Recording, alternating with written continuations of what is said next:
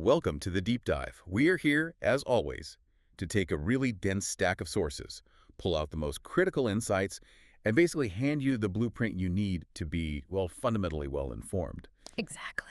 And today, we are undertaking a deep dive into something absolutely foundational for, I think, anyone trying to learn a language long-term. Yeah. Sustainable motivation. Yeah, it's a topic that gets overlooked, when you say, or maybe just misunderstood. Definitely. So many learners, and maybe you listening recognize this, they invest so much time, so much energy into the technical side. The grammar books, the vocab Oh, lists. drills, yeah. Right, they're laser focused on the what of learning, but they kind of neglect the how and maybe more importantly, the why. That engine you need. Precisely. Motivation isn't just like a mood that comes and goes. It's the active engine. It powers all that effort. And today, we're looking at how to keep that engine running smoothly, long after that first burst of excitement wears off. Okay, so let's really unpack this. We spent time digging into sources that lay out three fundamental keys to unlocking that sustainable long-haul motivation. Hmm. This isn't about that initial high you get starting something new. Yeah. This is more like a framework, a tested one, designed to build resilience, real competence over time. And our mission here really is to take this framework, which can sound a bit theoretical, and distill it. Turn it into immediate practical habits you can actually use. Actionable stuff. Exactly. We're going to explore why waiting until you're perfect is, well, it's a trap. A kind of self-sabotage, actually. Right. And how visualization can genuinely change your brain chemistry. And maybe counterintuitively, why making a mistake isn't a failure at all. It's actually, well, it's a sign of bravery. Okay, I like that framing. So the sources give us this really quite elegant structure, don't they? Grouping everything into three pillars. Three powerful pillars: confidence, imagination, and action. And we'll explore how they work together, how they feed into each other, creating this self-sustaining cycle. Yeah, it's a reinforcing loop. But before we jump into that first pillar, confidence, I think it's really critical we set the stage. Understand the context. Okay. What we're really talking about is the huge difference between temporary external pressure and lasting internal drive. Like an exam coming up. Exactly. An exam, maybe your boss needs a report translated, or even just the fact you've paid for a class.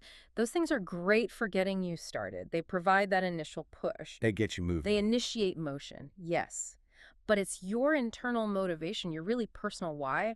That's what determines if you stick with it for the long run. It's the difference between, what, a sprint and a marathon? That's a perfect analogy. A sprint for a week versus running that marathon for years. That internal why is your marathon fuel. All right, let's dive into key one then. Confidence. And this hits on what has to be the most common and honestly the most destructive barrier for language learners.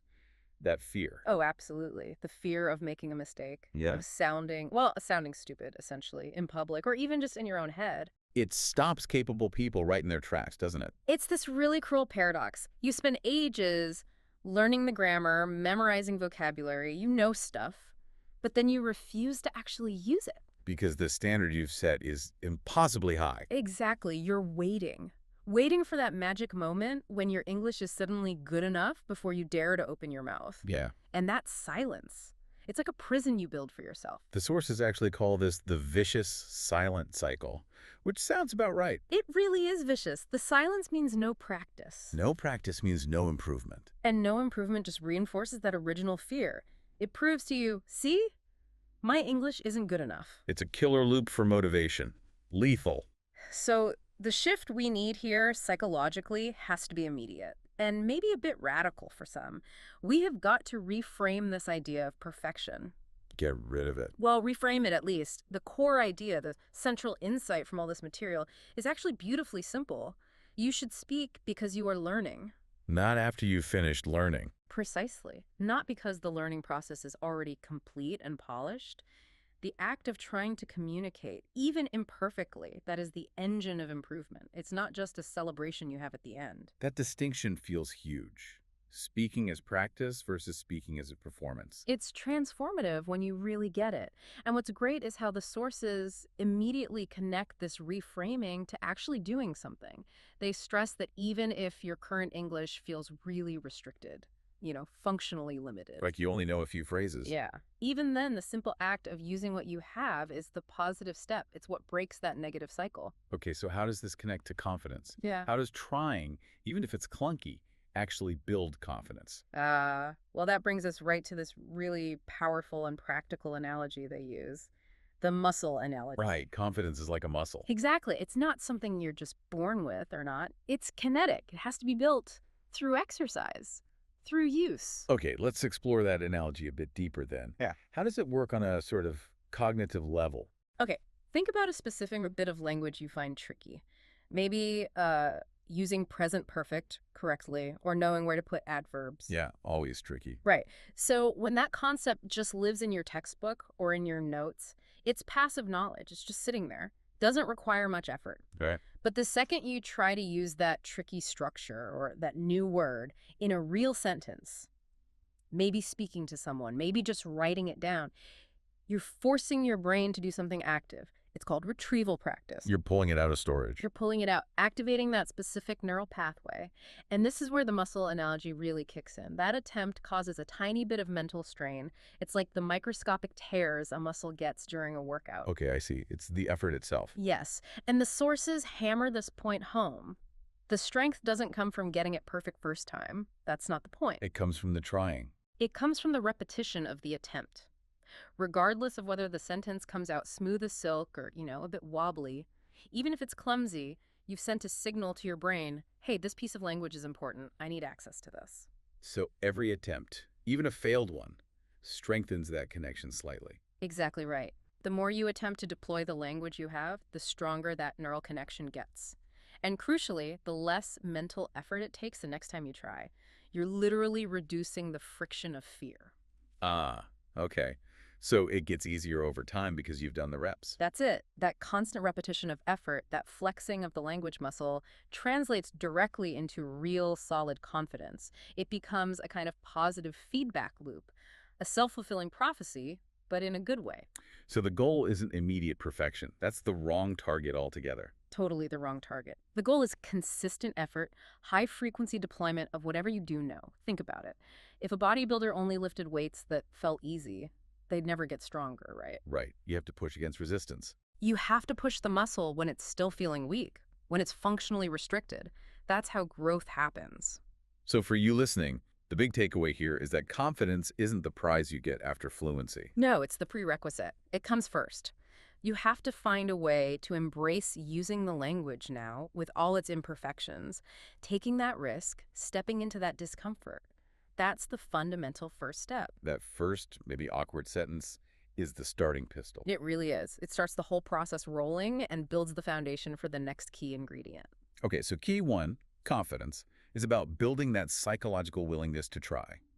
Key two, then, is about fueling the engine. And that fuel is imagination. And we need to be clear, this isn't just like idle daydreaming, oh, wouldn't it be nice if? No wishful thinking. No, this is about the intentional, structured practice of creating really clear, emotionally engaging pictures in your mind. Goals you can almost touch and feel. Okay, so how does that actually help with motivation? Turning an abstract idea into something more concrete. Well, what's fascinating from a neurological perspective is that when you engage in really vivid visualization, your brain chemistry actually changes. It starts to treat that future success as if it's already happened in a way, a kind of pre-experienced success. Okay, that sounds powerful. So let's get specific. The sources talk about a mental exercise, right? How does that work?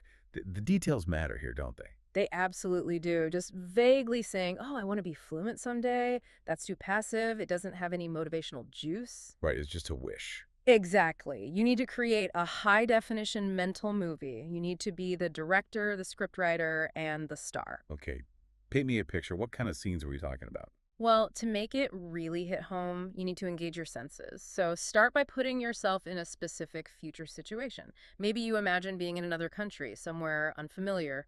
Let's say you're at a bustling local market or trying to book a train ticket. Okay. Usually stressful situations if your language isn't strong. Right. But in your mental movie, you consciously replace that feeling of anxiety, that panic, with a feeling of ease. You see yourself communicating smoothly, maybe bargaining playfully or asking for directions clearly. You feel competent, relaxed, in control. I like that, switching the feeling. What about, say, for work? Great example. Picture a really important work meeting, maybe with international colleagues or clients, instead of sitting there silently hoping someone else will speak up or waiting for a translation. You see yourself contributing. Yes. You picture yourself sharing your complex ideas, articulating your points clearly, confidently, feel that sense of professional authority, the respect you get as you effectively lead part of the conversation. Okay, that's compelling. What about socially? Maybe the most powerful one for long-term emotional connection. Imagine yourself just hanging out, having a relaxed, fun conversation with international friends. Effortless conversation. Effortless is the key word. You're not mentally translating every single word. You're not stumbling. The language is just flowing. You genuinely get the jokes. You contribute spontaneously. You're just connecting, laughing. Okay, so you create these scenes, hmm but the sources stress the detail, right? The sensory stuff. Crucial. Absolutely crucial. It's not enough to just have a blurry image. You need to crank up the contrast. Make the mental picture bright, clear, sharp, focus. And not just see it. No, you have to hear it too. Hear your own voice speaking fluently, smoothly. Notice the rhythm, the natural flow. Feel the words coming easily. And the feeling. You have to feel the positive emotions that go with it. Feel the tension releasing from your shoulders. Feel that deep satisfaction, that quiet confidence bubbling up. By layering in all these rich sensory details, you're basically hijacking your brain's reward system now. So you're getting a taste of the future success today. Exactly. And that makes the effort required to get there seem way less daunting and much more worthwhile. Okay, that sounds incredibly potent. But I have to ask, is there a danger here? Could this just become a form of procrastination? Just sitting around dreaming instead of doing? That's a really important question, a valid critique, and the difference comes down to intention. How you use it. Precisely. If the visualization is just pure escapism, a way to avoid the hard work, then yes, it's procrastination. But if you use it strategically as a directed motivational tool, then it actively strengthens your internal why. Because it makes the goal feel real, achievable. It makes the goal feel tangible, immediate. It closes the perceived gap between the small action you need to take today and that big success you want tomorrow. And when you practice this visualization regularly, maybe even daily, it doesn't just give you a temporary boost. It serves as a constant emotional reminder of why you're putting in the effort. It reminds you of the payoff. The huge payoff. And that's what pulls you through when things inevitably get tough. When you hit a plateau or when you just don't feel like practicing, it keeps that internal fire burning. Okay, so we've built the psychological foundation with confidence, key 1. We've fueled the engine with imagination, key 2. Now we get to key 3, action. And across all the sources we looked at, this one is consistently flagged as the most important, the linchpin. Absolutely. It's the non-negotiable part. Because without consistent action, the first two keys, confidence and imagination, they're just nice thoughts, aren't they? They don't actually change anything on their own. No. Action is where the rubber meets the road. And the core principle here is doing one small thing in English every single day without fail. Consistency over intensity. That's the mantra. And the reason this key is so dominant is because it directly counters the biggest reason most self-improvement plans fail. People bite off way more than they can chew.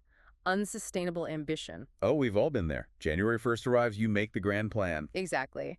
Right, this year I'm going to study grammar for 2 hours every day, read a chapter of a novel, watch a movie in English, write an essay, the list goes on. Sounds exhausting just hearing it. It is exhausting. And what happens? You keep it up for maybe 3 days, 4 if you're lucky. Then life intervenes, you miss a day, you feel guilty, the motivation plummets, and boom, you crash. And the whole grand plan goes out the window. Because it was never realistic. It was too big, too disruptive to actually weave into the messy reality of daily life. That approach focuses on massive intensity, but real lasting success comes from frequency. Small actions, done consistently. Small actions are inherently sustainable. You can fit them in even on busy days. And maybe surprisingly, they deliver much bigger results over the long haul because they build momentum without causing burnout. Okay, so let's get concrete again. The sources list some specific examples of these small but powerful actions, right? Things that take minutes, not hours. Yes, and they seem almost trivial sometimes, but their psychological impact is huge because they keep the chain going. For instance, just commit to listening to something short. 5 minutes. Like a clip from this deep dive. Perfect example. Or a short news bulletin. A snippet of a song with lyrics you follow. Just 5 minutes of focused listening. That's a win for the day. Check. Okay, what else? Another really effective one is microwriting. Not trying to write a masterpiece, just maybe 2 or 3 sentences in a journal. Like a diary. Yeah, a notebook just for your thoughts in English. Reflect on your day, describe something you saw.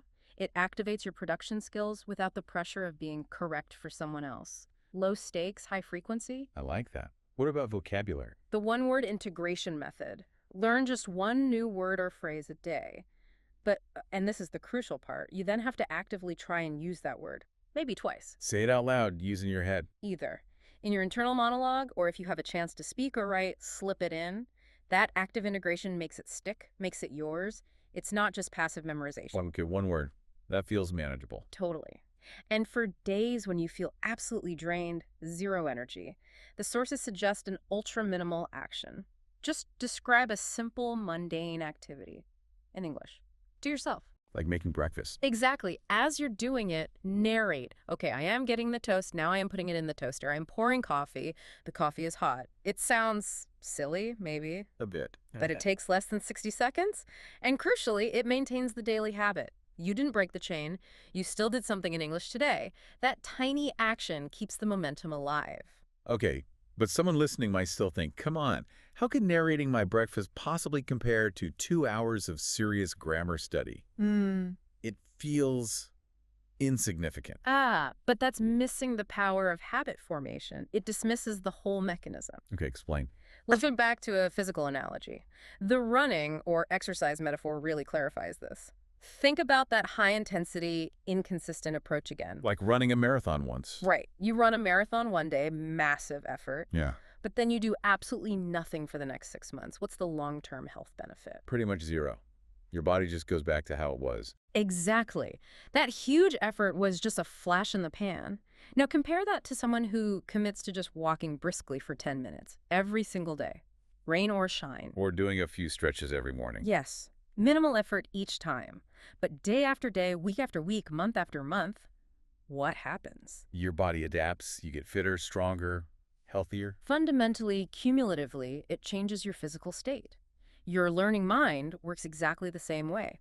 Those small steps, when you repeat them reliably day in, day out, they build an undeniable pattern. They build strong habits. Rock solid habits. Yeah. And those habits become the foundation for everything else. It's not just about learning facts anymore. It's about subtly changing who you are. Shifting your identity. Yes. You stop being someone who is trying to learn English, and you slowly, steadily become someone who is an English speaker. Because you do the things English speakers do every single day, even if it's just narrating breakfast sometimes. All right, this feels like a good point to tackle the big elephant in the room when it comes to taking action, especially speaking action. The fear of messing up, the fear of errors. The motivation killer. Right. This psychological weight is often the very thing that makes people stop taking that consistent daily action, isn't it? They worry their grammar is bad, their pronunciation sounds weird. They feel judged. And that fear is incredibly powerful. It can paralyze you. But, like the fear of imperfection we talked about earlier, it's based on a flawed way of thinking about mistakes. So we need another perspective shift here. A major one. The sources really emphasize 2 fundamental truths about mistakes in language learning. First, they are totally, completely natural. Expected even. Expected and unavoidable. We have got to normalize making errors. Think about any highly skilled second language speaker you admire. Anyone. Okay. Guaranteed they have made hundreds, probably thousands of mistakes to reach that level. Mistakes aren't a sign you're bad at learning. They are the raw data your brain needs to improve. Input for the learning process. Okay, so they're natural. What's the second truth? They are temporary. Not permanent stains on your record. Exactly. They aren't character flaws. They're like potholes on the road you're building. As you keep practicing, using the principles we're talking about, confidence, imagination, daily action, your skills get better. And you naturally make fewer mistakes over time. You make fewer of them, and the ones you do make become less severe. They're signposts showing you where you are on the journey, not big signs saying you've failed. Turn back. Okay, I like signposts. Let's dig into this idea of the mistake as teacher. How does an error actually teach you something, rather than just making you feel bad? Well, when you make a mistake, especially when you're trying to communicate, speaking or writing, that moment gives you instant, personalized feedback. It highlights a gap. A gap between what you wanted to say and what actually came out. Precisely. If you mix up a verb tense or use the wrong preposition, that mistake is like a little flag popping up. It's your personal tutor pointing directly at that specific structure or word and saying, this bit here, this needs a little more attention. So it helps you focus your learning. It totally streamlines your study. Instead of vaguely thinking, oh, I need to improve my grammar, the mistake tells you exactly which bit of grammar needs work right now. It makes your next small action much more targeted and efficient. Okay, that makes sense. It turns general anxiety into a specific task. And there's more.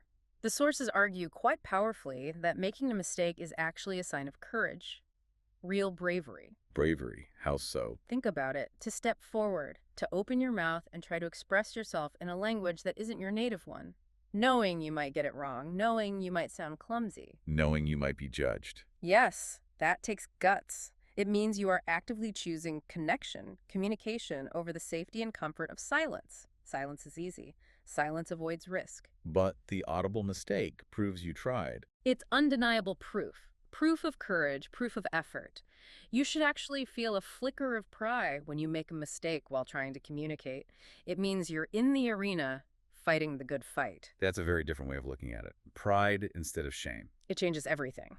And one more surprising angle the sources brought up. Mistakes can sometimes help you connect better with people. Really? How does that work? Seems counterintuitive. It does, but think about it. When you make a small mistake and maybe you laugh about it or the other person kindly corrects you, it creates a moment of shared humanity, vulnerability, authenticity. It breaks the ice a bit. It really can. It makes you seem more approachable, less intimidating perhaps. It might lead to a friendly laugh, a brief shared moment of understanding, maybe a helpful tip. Perfection can sometimes feel cold, distant. A little shared imperfection can actually build rapport faster. Okay, so mistakes aren't just acceptable, they can actually be beneficial. Socially beneficial, even. Potentially, yes. So the big shift here, the summary of this reframing is this.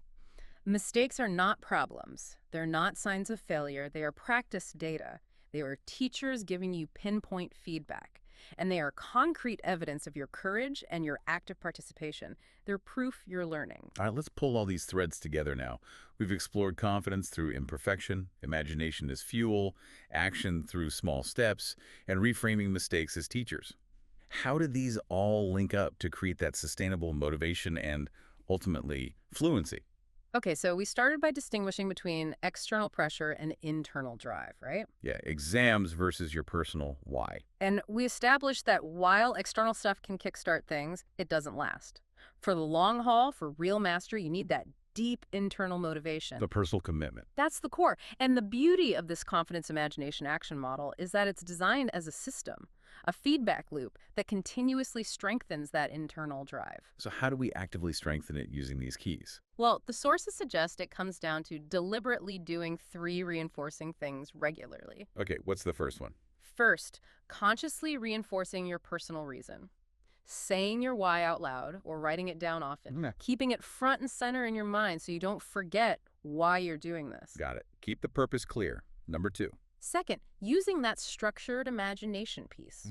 Actively, vividly visualizing your successful future self, using the language, using that pre-experiencing technique to make the reward feel real and close. Making the goal tangible. And number 3. And third, crucially, taking those small, non-negotiable daily actions every single day. Because each tiny action is proof to yourself that you're committed. It keeps the success chain unbroken. Right. Confidence, imagination, action, Yeah. all feeding back into that core internal motivation. Exactly. It becomes a self-perpetuating cycle. Now let's connect this directly to the end goal most learners have, fluency. Okay. How does this cycle lead to fluency? And maybe we should define fluency as the sources do. It's not just perfection, is it? No, definitely not grammatical perfection. In this context, fluency is defined more as high communicative competence. It's the ability to speak the language easily, smoothly, effectively, without huge pauses, without constant mental strain. Speaking well enough to communicate what you want to say without tying yourself in knots. That's a great way to put it. And the journey to that state, according to this model, starts firmly with key 3, action. those small daily steps. Okay, so walk us through the chain reaction. Small actions lead to. Small, repeated actions build strong habits. This is where consistency trumps intensity every time. The daily practice becomes almost automatic, less reliant on willpower. It's just what you do. Okay, habit formation first. Then what? Then, those strong, reliable habits become the bedrock for building genuine confidence. Every time you complete your small action, listen for 5 minutes, use your new word, narrate your coffee, you're providing evidence to your brain. Proof. Proof that you can do it, that you are Right. doing it. Yes. It proves to your self concept I am the kind of person who practices English daily. I am capable. That's how real, earned confidence grows. Not from wishful thinking, but from accumulated small successes. Right, earned confidence. And finally, confidence leads to. Confidence is the key that unlocks fluency. When your confidence is solid, built on that foundation of habit, you become willing to take more risks with the language. You're less afraid of mistakes. Exactly. You embrace mistakes as teachers, like we discussed. You lower your internal filter, that self-censorship that makes you hesitate and stumble. And when you speak with less fear and less hesitation, The language flows more easily, more effectively. that's fluency in action. It's not necessarily about having a bigger vocabulary than someone else or perfect grammar. It's a behavioral state, a willingness to communicate, driven by confidence, which itself is built on habit. So the formula is clear. Small actions create strong habits. Yeah. Strong habits build real confidence. Yeah. And confidence unlocks fluency. That's the chain reaction. Simple, memorable, and incredibly powerful if you apply it. Hashtag, tag, outro. So wrapping up this deep dive, we've really tried to unlock the psychological nuts and bolts and the practical steps needed for sustainable language success. We've laid out those 3 reinforcing keys. Confidence first speaking, because you're learning, not waiting for perfection.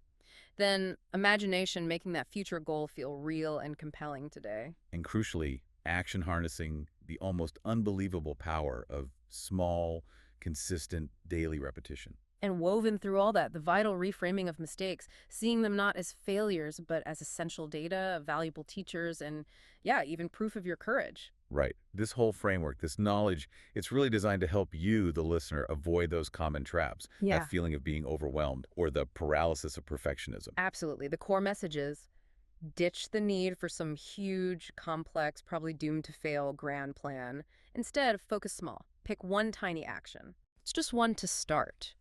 Maybe it's learning and trying to use one new phrase tomorrow. Maybe it's listening to 60 seconds of English audio. Maybe it's describing your commute in your head. Pick one micro action and commit to doing it tomorrow. And then the next day. Start building that chain. Start building the chain. So as you start putting it into practice, here's a final thought to chew on, something provocative perhaps.